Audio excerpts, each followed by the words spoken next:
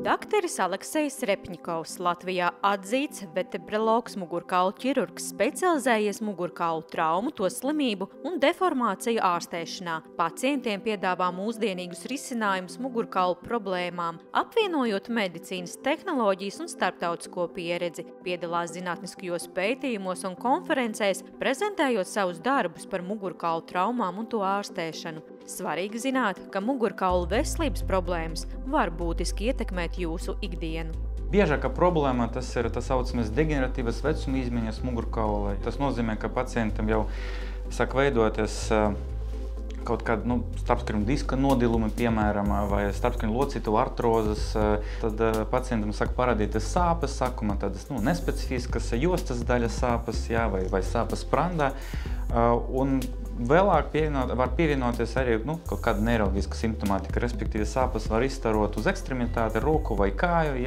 Vēlāk arī var pievienoties kaut kāds, piemēram, jušanas traucējumi vai muskuļu vājums kājā. Tad pacienti jau bieži vien nāk pie mums ar tādām sūdzībām, un mēs kā ķirurgi izvērtējam, vai konkrētu patoloģiju var ārstēt konservatīvi, respektīvi bez operācijas, vai tomēr ķirurģiska ārstēšana ir nepieciešama, lai palīdzētu pacientam tikt vaļā no šiem sūdzībām. Precīza diagnoze ir galvenais solis veiksmīgai ārstēšanai. Izmeklējumi, piemēram, rentgens, magnētiskā rezonanse un elektromiogrāfija ļauj noteikt problēmu smagumu un izvēlēties jums piemērotāko ārstēšanas metodi. Visbiežākā sūdzība, ar ko pacienti atnāk, pirmā, ka man ir ilgstošas sāpes jostas daļā.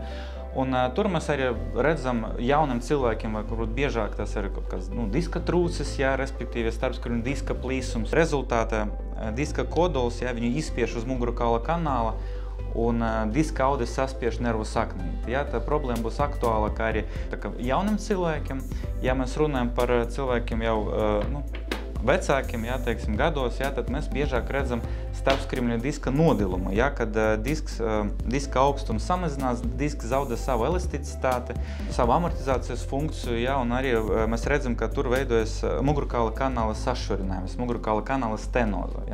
Tā ir rezultāta nervu saknītes, kas dzīvo mugurkaula kanāla, ir saspiestas.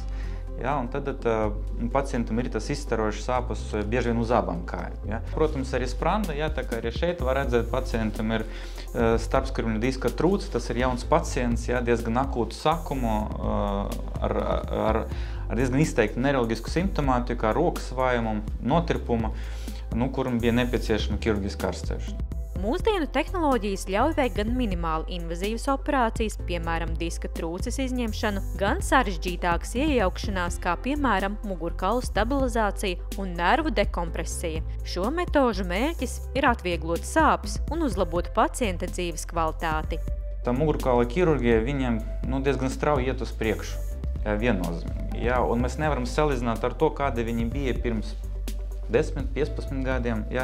Protams, arvien biežāk mēs sākam pielietot mazinvazīvas ārstēšanas metodas, ķirurģiskas ārstēšanas metodas. Ne tik traumatiski mīkstiem audiem, muskuļiem, respektīvi ir mazāks asins zudums, mazāk infekciju riski. Mēs nākamajā dienā pacients ceļam uz kājām. Pacienti vienmēr brīnās, parasti bieži viņi prasa, cik man pēc tam jāguļ gulta, nedēļu, 2 mēnesi, un viņi pārsvarā visi brīnās, ka jau nākamajā dienā mēs sāksim staigāt. Ja mēs runājam par tām lielām operācijām, kad mēs ievedam implantus ar speciāliem atraumatiskiem griezieniem, tad pacientam arī, tas arī pēcoperācijas sāpju sindroms ir ievērojami īsāks un nav tik izteikts, un, protams, arī tā visa rehabilitācija iet uz priekšu diezgan ātri. Es vienmēr pacientam saku, ka visu vajag darīt laicīgi.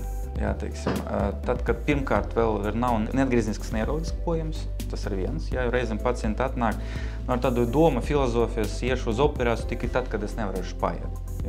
Diemžēl nevienmēr arī ar operāciju varēs uzlabot to visu neiroloģisku simptomātiku. Varbūt būt jau pat tālu jau aizgāja. Mugurkaula ārstēšana nekad nebeidzas ar to, kad mēs sadziedējam brūci, sašojam brūci un viss. Tā mugurkaula ārstēšana turpinās. Pacientam diezgan skaidri ir jāsaprot, ka tālāk turpinu vingrot, es turpinu savu ievērot režīmu zināmu, es kaut ko pārskatu sava ikdienas ergonomika.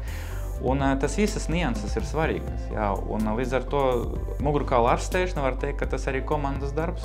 Ja muguras sāpes ierobežo jūsu dzīvi, Piesakieties pie doktora Alekseja Repņikovas konsultāciju un sāciet ceļu uz veiksmīgu un pilnvērtīgu dzīvi.